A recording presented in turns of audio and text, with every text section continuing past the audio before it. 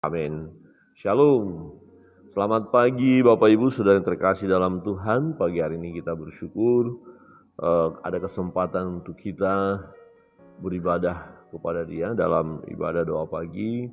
Baik saudara-saudara yang ada di rumah, ada yang di Papua, ada yang di Kalimantan, di Jawa yang bisa mengikuti, di Pulau Bali, semua kita bersyukur. Ya dimanapun Bapak Ibu Saudara berada, suatu kesempatan yang indah di mana kita boleh memuji Dia, menyembah Dia, memuliakan Dia, dan mendengarkan kebenaran firman-Nya. Pembacaan firman Tuhan dalam Yeremia pasal 19.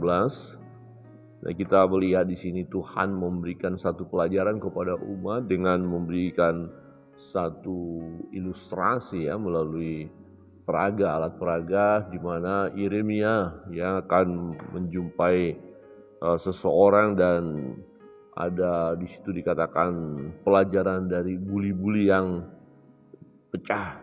Ya, di ayat pertama firman Tuhan berbunyi demikian.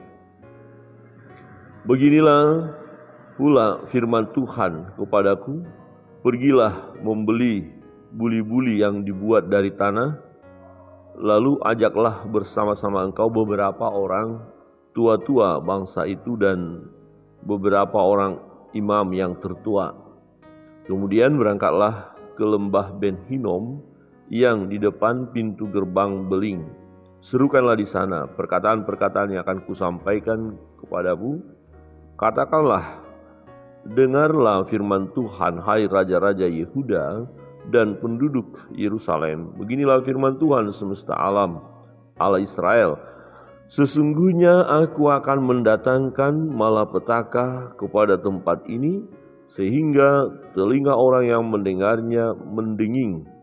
Sebab mereka telah meninggalkan aku, telah memberikan tempat ini kepada Allah asing, dan telah membakar korban di sini kepada Allah lain yang tidak dikenal oleh mereka sendiri dan oleh nenek moyang mereka dan oleh raja-raja Yehuda. Mereka telah membuat tempat ini penuh dengan darah orang-orang yang tidak bersalah. Mereka telah mendirikan bukit-bukit pengorbanan bagi Baal untuk membakar anak-anak mereka sebagai korban bakaran kepada Baal. Suatu hal yang tidak pernah kuperintahkan atau kukatakan dan yang tidak pernah timbul dalam hatiku.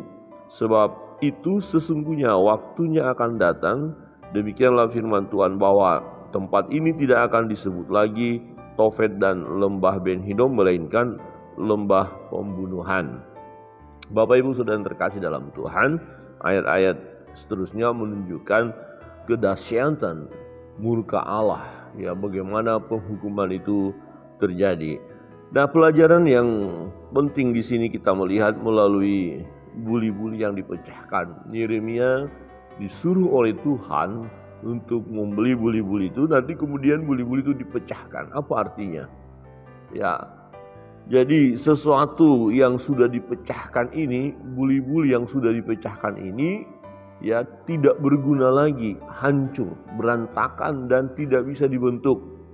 Ya, berbeda dengan tanah liat ya dari tukang priuk. Ya, ketika dia rusak, kita lihat kemarin dibentuk lagi dengan yang baru. Tetapi ini buli-buli ini sudah jadi, ya sudah jadi, kemudian dipecahkan.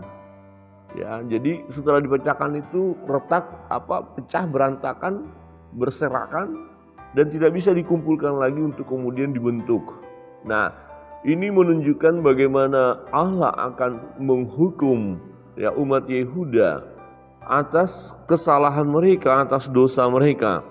Ya, dikatakan lalu ajaklah bersama-sama engkau beberapa orang tua-tua bangsa itu dan beberapa orang imam yang tertua, kemudian berangkatlah ke lembah Ben Hinom yang di depan pintu gerbang beling. Serukanlah di sana perkataan-perkataan yang akan kusampaikan kepadamu. Perkataan apa?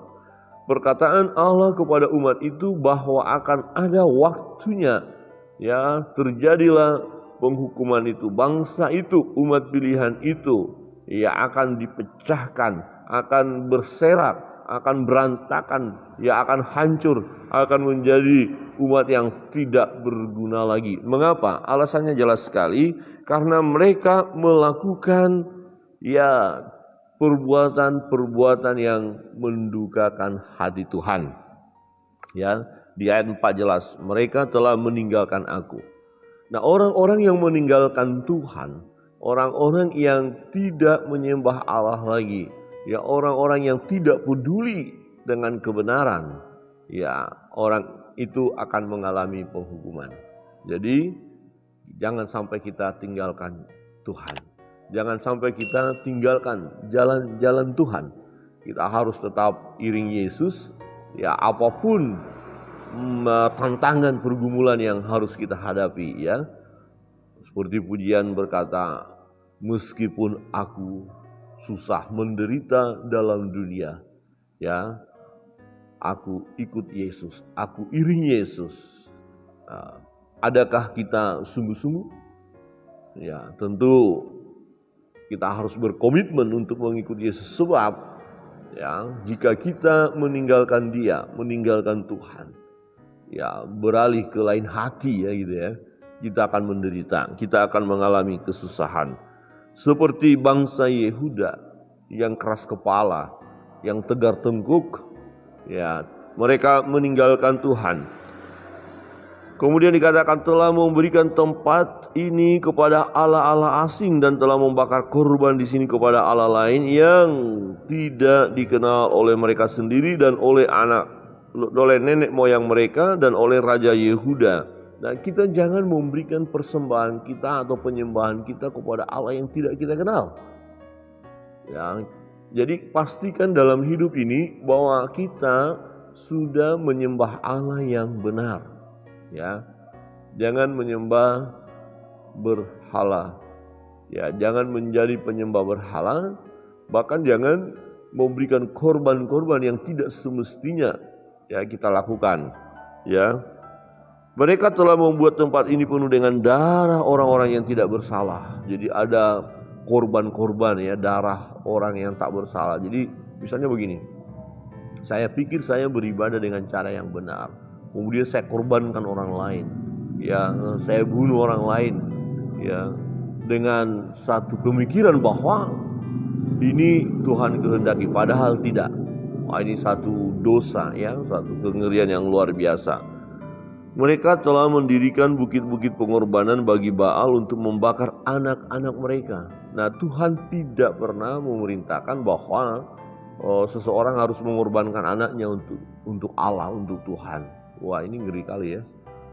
Ya, dan ini adalah perbuatan-perbuatan orang yang tidak menyembah Allah.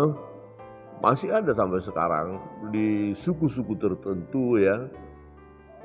Waktu dia menyembah Allahnya, dan ini sepertinya bagi mereka adalah puncaknya atau penyembahan yang luar biasa, sampai anaknya sendiri dikorbankan, ya disembelih, dibakar begitu ya. Ini sebagai korban untuk Allahnya. Tuhan tidak pernah meminta persembahan seperti itu, ya. Suatu hal yang tidak pernah kuperintahkan atau kukatakan dan yang tidak pernah timbul dalam hatiku. Jadi nggak ada korban-korban seperti itu, nggak ada, ya, nggak pernah Tuhan minta. Nah, adakah orang yang mengorbankan anaknya? Banyak. Ada istilah apa ya? Ini kalau boleh dikatakan secara dia tidak sadar dia korbankan anaknya. Mungkin Bapak Ibu Saudara pernah mendengar istilah tumbal. Jadi tumbal itu sama, dikorbankan. Nah, misalnya seseorang ini menyembah ya ilah-ilah, Allah-Allah lain, dan waktu dia menyembah ada perjanjian. Nah, Allahnya itu yang bukan Allah, ya membuat perjanjian itu ada korban yang harus dilakukan. Nah, ironisnya adalah seseorang yang menyembah tadi, ya bisa-bisanya itu mengorbankan anaknya. Jadi anaknya itu jadi tumbal. Mungkin pernah kita mendengar, ya, dan ternyata banyak juga ya orang-orang yang bisa mempersembahkan anaknya sebagai tumbal. Wah, ngeri kali ya. Itu tidak boleh kita lakukan, ya, tidak boleh. Sebab itu sesungguhnya waktunya akan datang, demikianlah firman Tuhan, bahwa tempat ini tidak akan disebut lagi Tofet dan lembah Ben Hinnom, melainkan lembah pembunuhan. Bapak, Ibu, Saudara yang terkasih dalam Tuhan, firman Tuhan pada pagi hari ini mengingatkan kita supaya kita setialah kepada Tuhan. Jangan sampai kita dipecahkan. Ya, jangan seperti buli-buli yang sudah dipecahkan, artinya adalah sebenarnya tidak bisa diperbaiki lagi. Ya, umat ini tidak bisa diperbaiki lagi atau tidak bisa dipulihkan lagi karena kedegilan hati mereka. Satu-satunya adalah didisiplin, dihancurkan. Ya, nah ini berbicara bahwa umat Yehuda akan dibuang ke Babel. Ya, mereka yang membangkang, yang melawan Raja Babel akan dibunuh. Ya, di situ kita melihat ini satu kengerian. Ya, kalau kita membaca ayat-ayat seterusnya bahwa akan terjadi malapetaka yang luar biasa ya. Misalnya ayat yang ke-7 kalau kita lihat di situ, aku akan menggagalkan rancangan Yehuda dan Yerusalem di tempat ini, dan aku akan membuat mereka rebah oleh pedang. Jadi ada perang, ada pembunuhan di sana, ya, di depan musuh mereka, dan oleh tangan orang-orang yang ingin mencabut nyawa mereka, aku akan membiarkan mayat-mayat mereka dimakan oleh burung-burung di udara dan oleh binatang-binatang di bumi dan seterusnya. Wah, ngeri banget ya. Ada orang mati kena bunuh, kemudian burung yang memakan dia. Ini artinya apa? Bapak, Ibu, Saudara yang terkasih dalam Tuhan, ini mengerikan. Jadi akibat orang yang meninggalkan Tuhan itu mengerikan.